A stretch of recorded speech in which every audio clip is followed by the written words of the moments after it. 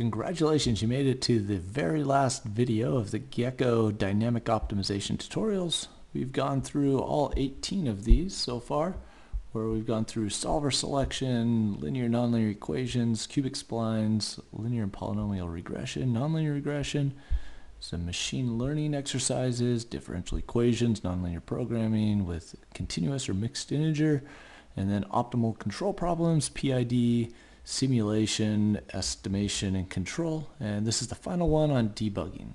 So at this point, if you've been through all of these videos, you're ready to try your own application. And I want to give you a couple debugging or troubleshooting resources to help you as you develop your own. So all of these tutorials here should work if you just copy the source code. But I want to show you some ways if your program isn't working or your solver isn't converging, that you can dig in a little bit deeper and try to figure out what is going on. And then there are also resources like the APMonitor discussion group. If you just go to APMonitor discussion group, and in the future there may be one dedicated to GEKKO as well. But if you just go to that, you can see that as a last resort, you can email out your problem, and there may be somebody willing to help you with your application. Okay, so let's dig in a little bit more. We're just going to set up a simple problem, and then we'll talk about some of the common error messages and how to find solutions for those. So the very first thing we'll do is just create a GEKKO model. Okay, we'll import GEKKO. Okay, and then also import NumPy as NP. Okay, let's go ahead and just create our application. What we'll do is, first of all, let's say m equals GEKKO. Okay, and the very first thing you can do is do m.print m.path. Okay, and that'll be a path to the local folder on your computer where it's storing all of the files. So I'm just going to run this one and just show the path. Okay, and then if you just copy this path and put it into your browser window, then you'll be able to see this application here. Okay, it says the folder is empty right now, as it should be. We haven't done anything to this folder yet. The next time you run it, it'll create a new folder. So if you run that again, it'll probably be model 1, model 2, and so on. So I'm going to just insert a cell below now that we have our path, and we'll just watch this folder as we do some things. Okay, we're going to first of all create our new u variable.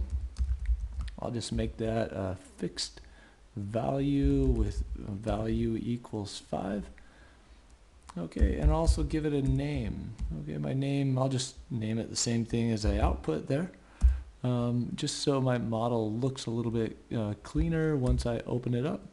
I'll show you what happens if you don't give it a name as well. The name is optional. Okay, you could just have SV, for example, just like that. Okay, with no initial value. Okay, and then if I add an equation, for example, m.equation, and I'll just say that x equals 2 times u. Okay, and then we can solve this equation, and then we can retrieve some values. You'll notice that it wrote some values here. Okay, and then as it solved, it got some results back. And so you saw that on the right hand side, just as it started populating those, it wrote those files, sent it off to the server to solve it, and there you can see the solution. It was successful. The solution time was very fast. Okay, here's your model that it wrote, and this one, if I just let me zoom in a little bit more here. Okay, so here is my parameter u, and then I also have v1 equals 0. So internally, if you don't give it a name, it'll define a name for you, like v1. So if I want to give it a name, okay, so the very first thing you might want to do in debugging an application is give all of your variables names. So I'll just say name equals x.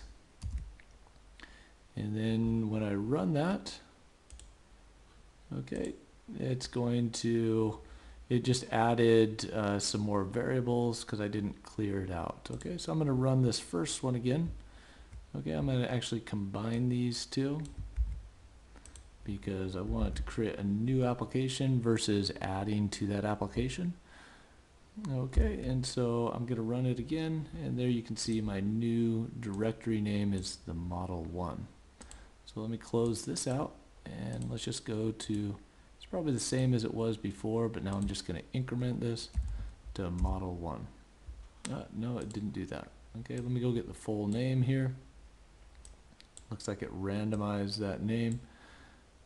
Okay, I just need to select this with my mouse, and I'll paste it in here. Okay, so here is my model, and there you can see it wrote it as parameters and variables, and then my equations, it added some extra parentheses around the equations. It just has to do that for order of operations purposes. Okay, so there's the model that it built internally. I also had a data file as well. So this is my, I can open up with Excel, and there was a value of u equals 5. Okay, if I had a value of for x, it would put that in there as well. Here is an info file that shows the classification of the variables. And then I have a measurements.dbs file. So that just shows all of the options, the raw options there that are set or modified. And then there's also options.json, a JSON file. And there you can see it's in a structured form, okay, with all of the options there for global options as well as our variables. And then after it runs, it gets the results back and returns those back to Python. So there's my x and u value. Okay, and then if I look at the, let me just go open this one up. There it is in the JSON form. Okay, so there's just a little bit about the file structure. I'm going to show you some things that you can do if your application isn't solving, for example. Okay, so let's just go through, this. We can add some options. Some of them that I like to use are just increase the number of iterations that the solver can take to solve this. So this one is going to be max ITER. That's going to be max iterations, and by default it's set to a lower number, but let's say you want to go for 1,000 iterations instead. If it ran out of iterations, this one did not, but if you see that this one only took 2 iterations, or I guess it says 1, okay, it evaluated it, and then the very first step it was able to find the solution. But if it says ran out of iterations, then you can increase that. It's kind of an easy first way to deal with that. Okay, you can also set the maximum time if you don't want it to iterate forever. You can also change the solver as well. Sometimes a different solver is going to help. So one is going to be the APMonitor solver. I'm just going to run this one again, and there you can see it changed solver technology and was able to find a solution. Okay, I'm going to delete this one. That's right below it. Okay, so there's our solver change. 3 is the default, that's IPOpt. You can also use the BPOpt solver, which is 2, or the APOpt solver, which is 1, and there are also other solvers available. Now, right now we're displaying the solver output, but if you don't want to display it, you want to focus on other things that you're printing out, you can just put display equals false there, as we've talked about in other videos as well. Okay, for large-scale dynamic problems, one of the other things you can do is cold start. Cold start equals 1 sets all your degrees of freedom off. So let's say I had u.status equals 1. I turn that degree of freedom on. And then I also set an objective function. And maybe my objective function is x minus 2 squared. Okay, it's going to try to drive the value of x to 2. But if cold start is on, then it's going to turn off those degrees of freedom and just try to simulate. Okay, and so if I get my solution, then I want to look at, let's just print m.x.value, and then we'll also print m.u.value as well. Okay, so it's going to solve those, and then it'll print those values for us. I guess those are just x and u. I didn't prepend the name of the model on those. Okay, so there are the values right there. You can see that the x value went to a value of 2 to minimize that objective. It set it equal to 0.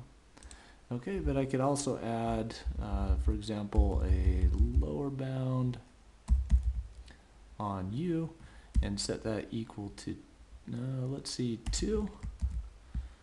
And then you're going to see it's going to enforce that constraint. And then my x value is going to go to 4, and that's going to be 4 minus 2 squared. So my objective, the lowest I can get, is to go to that lower bound there of u.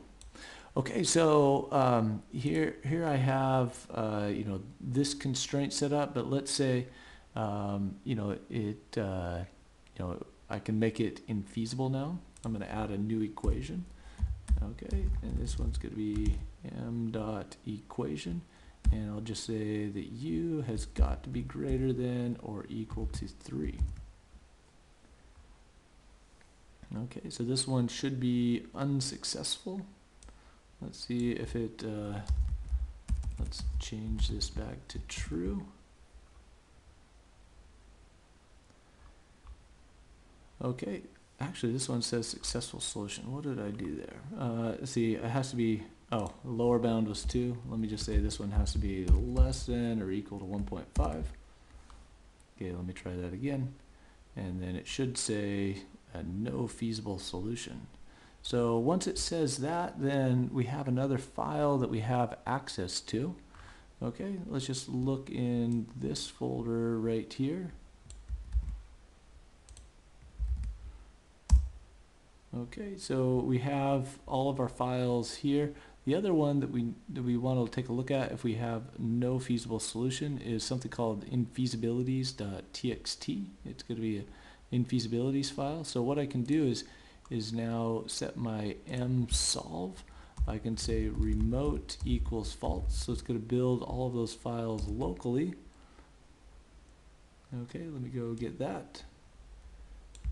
And let's take a look at this directory, and it's going to have infeasibilities.txt, and it's a kind of a complicated output, but it will try to identify the possible infeasible equations. So let's say you have a model with 100 or 200 equations and variables. It can be very difficult to try to pick out those particular equations that are causing you problems. So this one is just a brief report of the equation. Okay, that's how it reformulated it. It said this equation right here is the one that I can't satisfy, which is u has to be less than or equal to 1.5. It just rearranged it with a slack variable to convert it back to an equality constraint. And you can see the lower bound there and the upper bound. Okay, it was this one right here that was at a constraint. You can see a lower bound for the slack variable, and there's the variable value, and so it wasn't able to reduce that further, and so that inequality constraint was not able to be satisfied. But it also had some other active equations right here. These are all the active ones, okay, but it was able to pick out which one was the possible infeasible equation. Okay, so just to review, to get to that, you just go to remote equals false. It'll solve it locally, and you'll have a lot more files here that you can use for debugging, and the one that we're interested in is infeasibilities.txt. Okay, I was going to mention cold start as well. Okay, one of the things that will do is it'll allow you to just simulate. So even if you have something with status on, it'll turn off all those statuses for you, and then just simulate it with the value, for example, the value of 5. Okay, so it had 0 degrees of freedom, and sometimes that's easier for it to solve. And then what you can do is set your cold start to 0, and then solve it again, and then it will solve it with that degree of freedom on. So here's 0 degrees of freedom right here, and then we're going to go down and it's going to solve it again, but now we have 1 degree of freedom. So I recommend using cold start to just give you a square problem, and sometimes that will help you solve the problem, give it a good initial guess, and then when you have a good initial guess, then it will help you optimize. Okay, it'll help you find a optimized solution, not just the one from simulation. Okay, simulation is the one with 0 degrees of freedom. In this case, you do have a degree of freedom. Okay, now let's move on to some dynamic problems as well. One of the things that I'll add here is just I'll add a derivative value here. Okay, just with a time constant maybe of 2, or I'll do, since I'm already using 2, I'll make a time constant of 3. Next, I'll just need to add time values. So this is going to be linspace between 0 and 10, and we'll just do 100 time points. Well, for this case, let's just do 11, so it isn't too many. And okay, then when we solve this, okay, it's going to solve, and then we're going to see, actually I did not add the option to change it to dynamic simulation yet, so let's go ahead and do that. I'm going to turn off the cold start, and here is I mode. I'll set that equal to 4, and I don't need the cold start right now. Okay, so it's going to simulate, and there we can see the output result right there. Sometimes we just want to plot that. So one easy way to do that is to just the standard way of import matplotlib.pyplot as plt, and don't forget your matplotlib inline if you're in the Jupyter notebook. And so instead of printing those, you can just visualize them.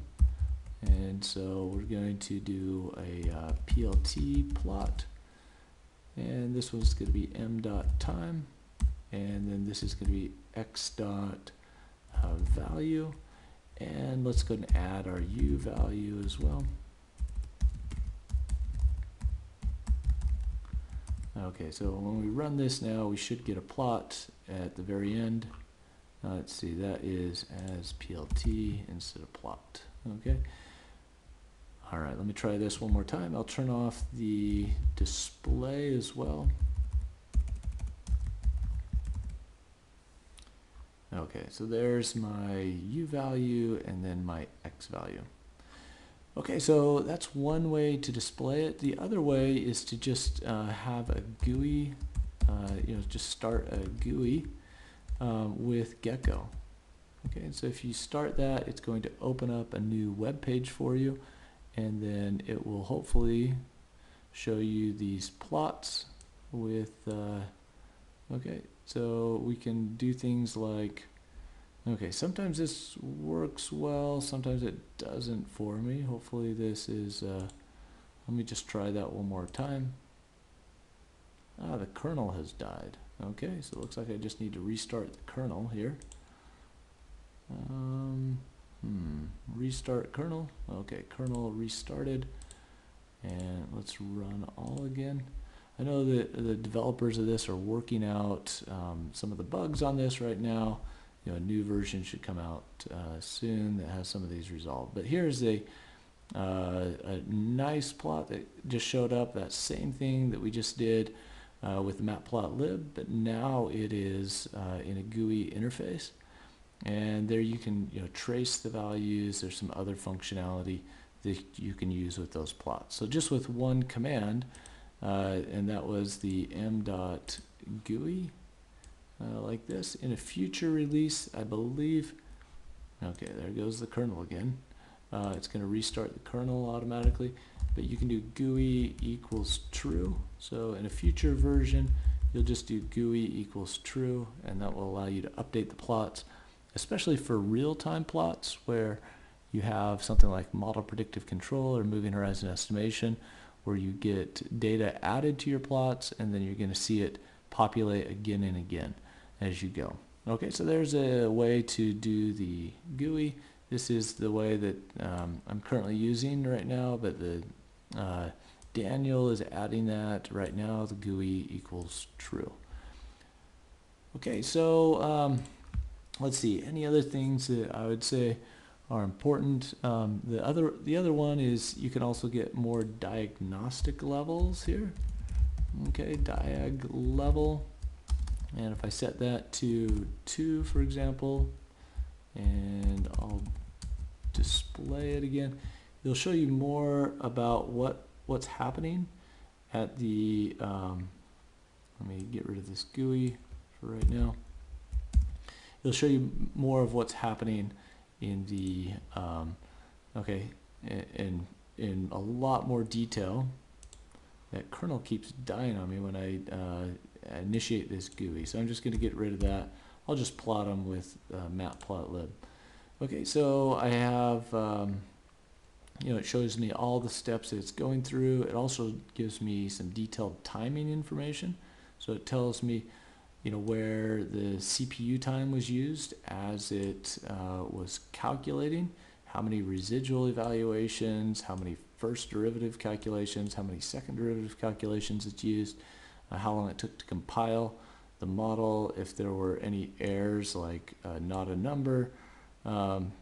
You know, it will give you a little bit more information there on what it's doing, what it's thinking, how long it took to call each of these sub-functions.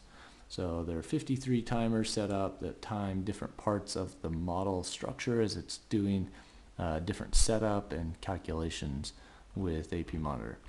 Okay, and then if you look at the directory now, there's also going to be a number of other files that were created with that when you turn up the diagnostic level. So again, I have it on a local solve option. And so it's going to also create things like our sensitivity matrices. You know, it's going to give you the Jacobians, the equations, these are the Lagrange multipliers. Okay. Okay, if you need those, here's a lower block triangular form of the sparsity structure.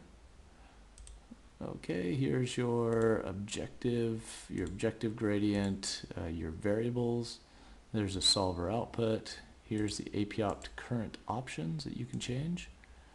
Okay, there's the MINLP solver APOpt. Okay, you also have a database read report that you can open as well. It'll tell you how all the measurements were processed and, you know, if there's a lower upper bound on each of those. So a lot more detail. Again, there's your model. You know, it gives you just an incredible number of files that you can dig into your application and get more information about what is happening.